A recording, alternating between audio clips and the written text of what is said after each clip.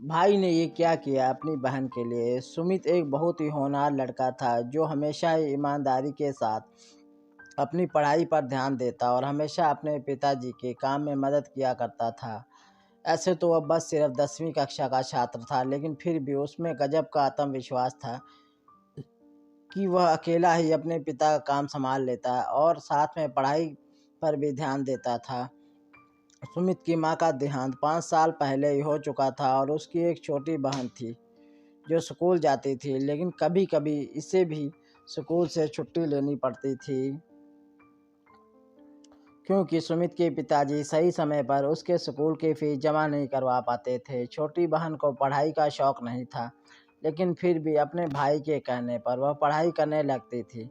एक दिन छोटी बहन की सहेली ने उसे अपने बर्थडे में आने के लिए कहा। साथ में उसे नीले कलर की ड्रेस पहन के ने को कहा क्योंकि उसकी बर्थडे पार्टी की थीम नीले कलर की थी। सुमित की बहन इतना समझदार नहीं थी कि वह बार बार अपने भाई से जिद करने लगी, भैया मुझे नई ड्रेस चाहिए, कल मुझे अपनी सहेली के बर्थडे में जाना है जहां नीला कलर का पहनना होगा। ऐसे में अगर मैं नहीं जा पाऊंगी तो लोग मेरी हंसी उड़ाएंगे और मुझे कोई दोस्ती नहीं करेगा। सुमित, अरे ड्रेस से क्या लेना देना, तू बस पार्टी में जाकर अपने मजे करके आना। बहन रोते हुए, नहीं भैया मुझे तो वही ड्रेस चाहिए, नहीं तो मैं बर्थडे पार्टी में नहीं जा पाऊंगी। सुमित अपनी बहन से बहुत प्यार करता था और इसी वजह से उसने अपनी बहन के लिए नई ड्रेस ला कर दे दी जो लगभग 1000 रुपये की थी और जिसके लिए उसने अपने दोस्त से उधार भी लिया था। ऐसे तो वह बहुत सौभानी था, लेकिन अपनी बहन के आगे वह कुछ भी नहीं कर पा रहा था। सुमित के पिताजी, तू अपनी बहन को बिगाड़ते जा रहा है, दिन ब दिन उसकी ख्वाहिश बढ़ती जा रही है। देख बेटा, उसके अंदर भी तो यह समझदारी होनी चाहिए कि वह अपनी मजबूरी को समझ सके।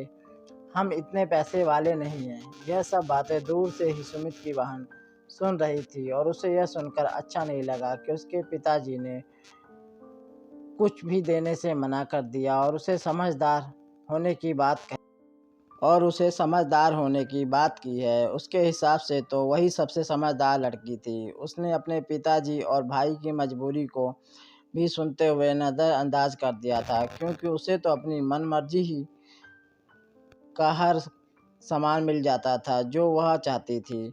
सुमित दिन भर अपना काम करता और रात में पढ़ाई किया करता था। वह अपनी पढ़ाई को छोड़ना नहीं चाहता था।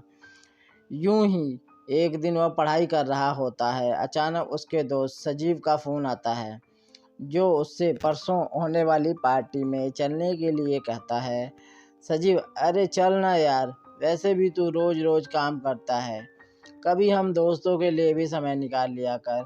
सुमित, हाँ हाँ क्यों नहीं, मैं भी तुम लोगों के साथ चलना चाहता हूँ, लेकिन क्या करूँ यार, मजबूरी है। मेरे पास तो पहनने के लिए अच्छे कपड़े भी नहीं हैं और ना ही मैं अपने पिताजी को ऐसी कोई ख्वाहिश करना चाहता हूँ ताकि मेरे पिताजी परेशान हो जाएं। सजीव के बहुत कहने पर भी सुमित तैयार नहीं होता है और वह हमेशा पढ़ाई पर ही ध्यान लगाना चाहता है। यह सब बात होते हुए सुमित की बहन सुन लेती है, जिसे थोड़ा थोड़ा अफसोस होने लगता है कि वह जो भाई उसके लिए सब कुछ करने को तैयार है, वह खुद के लिए कभी कुछ कर ही नहीं पाता है। ऐसे में अचानक ही सुमित के पिताजी को किसी दूसरे शहर जाना पड़ा जहाँ पर कुछ ज़रूरी काम आ पड़ा था। सुमित की बहन, भाई मेरी सहेली बता रही थी कि शहर के मॉल में एक अच्छी प्रदर्शनी लगी है जहाँ पर बहुत तरह तरह के डिजाइन कपड़े मिल रहे हैं, वह भी सस्ते दामों में। मुझे भी वहाँ से कोई अच्छी सी ड्रेस लेकर दे दो ना, जिसे मैं अपने बर्थडे में पहन सकूं और मेरी सहेलियां को नीचा दिखा सकूं। सुमित, तुम यह गलत सोच रही हो। हमें कभी किसी को नीचा नहीं दिखाना चाहिए, बल्कि अपने कर्मों पर भरोसा रखना चाहिए। भैया आप ही मुझे दिला सकते हैं, नहीं तो पिताजी तो हमें लेने ही नहीं देंगे। दिन भर अपनी मजबूरी बताते रहते हैं और कभी मेरा ध्यान भी नहीं रखते हैं। सुमित उस समय चुप हो जाता है क्योंकि उसे अपने पिताजी की मजबूरी अच्छे से मालूम है, लेकिन छोटी बहन इन सब बातों से अनजान थी। तभी सुमित को ख्याल आता है कि उस प्रदर्शनी में जाने के लिए महंगे पास की जरूरत पड़ती है। जो उसके पास नहीं है। ऐसे में वह दौड़कर अपने गुल्लक को टटोलते लगता है और एक एक करके पैसे जोड़ने लगता है ताकि वह अपनी बहन के लिए उस प्रदर्शनी के पास उपलब्ध करवा सके। यह सब देखकर सुमित की बहन का कलेजा फट पड़ता है और उसे जोर से रोना आ जाता है। उसे रोता हुआ देखकर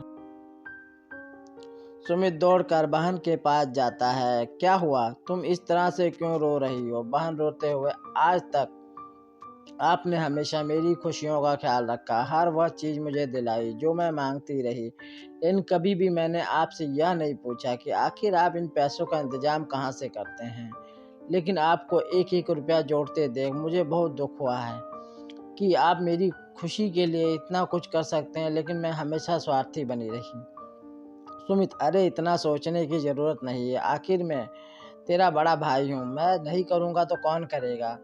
बस उसी वक्त सुमित की बहन दौड़कर अपने बैग से एक चीज़ निकाल कर लाती है और सुमित की आंखों में हाथ रख कर कहती है, आपके लिए कुछ लेकर आई हूँ। इस बात से सुमित चौंक जाता है और जैसे ही वह अपनी आंखों से बहन का हाथ हटाता है तो देखता है उसकी बहन उसके लिए एक सुंदर सी शर्ट लेकर आई है। उम्मीद करती हूँ आपको यह शर्ट पसंद आएगी भैया। सुमित खुश होते हुए, अरे यह तो बहुत ही अच्छी है, मैं तो सोच भी नहीं सकता कि यह मेरे लिए कोई इतना भी कर सकता है। बहन भावुक होते हुए, यह तो मेरी तरफ से एक छोटा सा तोहफा है, लेकिन आज तक आपने जो मुझे प्यार और सम्मान दिया है उसकी तो कोई तुलना ही नहीं की जा सकती। अब मैं हमेशा आपका और पिताजी का हाथ बटाऊंगी और कभी भी फिजूल खर्च नहीं करूंगी। वह बात सही है, जितनी चादर होती है हमें पैर उतना ही फैलाना चाहिए। बहन की समझदारी वाली बातों को सुनकर सुमित की आंखों में भी आंसू आ जाते हैं और तभी पिताजी वहां खड़े होकर उन दोनों को देखने लगते हैं। अब पिताजी की आंखों में भी सुमित के साथ साथ बहन के लिए भी गर्व के भाव आ जाते हैं और वे दोनों बच्चों को गले से लगा लेते हैं। कभी भी लाइफ में किसी के लिए कुछ बड़ा करने कुछ बड़ा प्लान करने के बजाय किसी के लिए एक छोटा सा प्रयास भी बहुत मायने रखता है।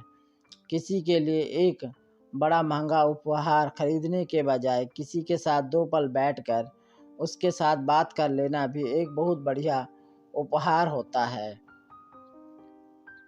आशा करता हूँ आपको भाई बहन की यह कहानी पसंद आई होगी दोस्तों। अगर कहानी अच्छी लगी तो प्लीज़ वीडियो को लाइक, शेयर और चैनल को सब्सक्राइब कर लें। धन्यवाद दोस्तों।